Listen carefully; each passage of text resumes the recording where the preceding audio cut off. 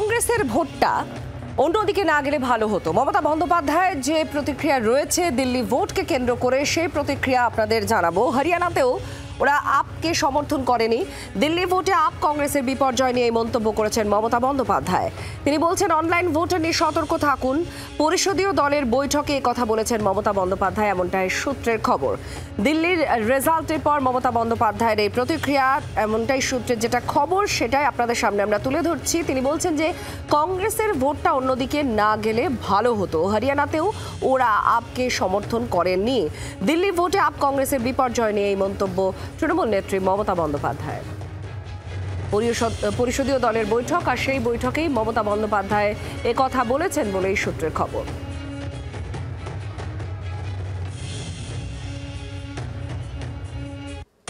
শুভেন্দু অধিকারী তা কি দিয়েছেন এই বিষয় নিয়ে, মমতা বন্দ্যোপাধ্যায়ের যে প্রতিক্রিয়া সামনে এসেছে তা নিয়ে শুনুন।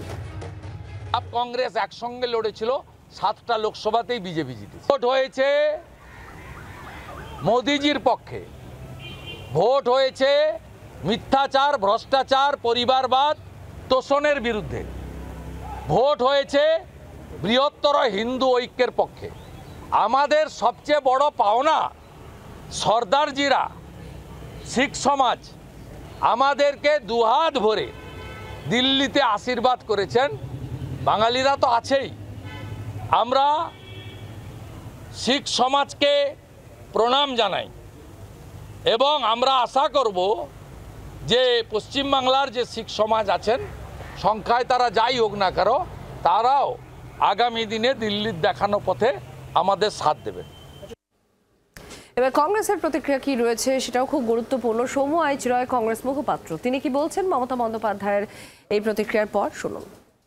মাননীয় মুখ্যমন্ত্রী বলছেন যে দিল্লিতে কংগ্রেসের ভোট যদি কংগ্রেসের কাছে থাকতো, কি সব বলেছেন আর কি, যে জোট হলে বা হরিয়ানাতে না গেলে সব ভালো টালো। আসলে এই নীতিবাক্যগুলো মাননীয় মুখ্যমন্ত্রী আপকে বুঝিয়েছিলেন চণ্ডীগড়ের নির্বাচনে, গোয়ার নির্বাচনে, বা ধরুন আপনি ত্রিপুরার নির্বাচনের সময় কার ভোট কেটে আপনি বিজেপির হাত শক্ত করেছিলেন, বা আপ সে সময় পাঞ্জাবে কি করেছিল, আহমেদাবাদে গুজরাটের নির্বাচনে আপকে আপনি বুদ্ধিটা দিয়েছিলেন নাকি যে বিজেপির হাত কিভাবে শক্ত করতে হয়? আপনি যেটা বলছেন সেটা সমস্ত দল, এই ভারতবর্ষের সমস্ত দল জানে।